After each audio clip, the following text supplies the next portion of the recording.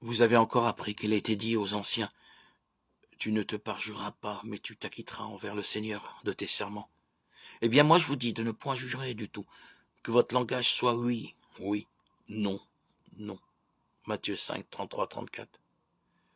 La duplicité est dans le cœur. Il faut du courage pour dire toujours oui, quand c'est oui, et non, quand c'est non. La tentation est grande de calculer une affirmation ou une réponse en fonction d'avantages humains. Avoir du succès, plaire à son milieu, défendre une réputation, voire chercher des bénéfices matériels.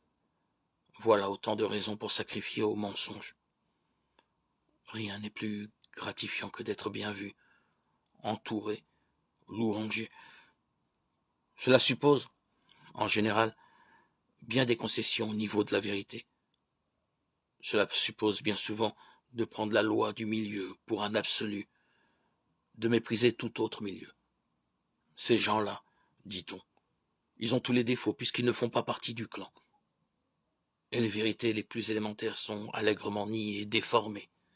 Le cœur est double. La pauvreté réclame la netteté du cœur. C'est accepter de regarder en face les réalités, même si elles sont désobligeantes pour soi ou pour son milieu. Dès lors, s'engage un processus permanent de remise en question. Cela n'amène pas nécessairement à une conversion totale et immédiate. Ce n'est pas si simple que cela. Mais une inquiétude pénètre le cœur. Inquiétude qui est une forme de la pauvreté. Le cœur n'est libre que dans la mesure où il est cohérent avec lui-même. Et cette cohérence ne peut être assurée que par un examen constant des motivations, des actes et des prises de position.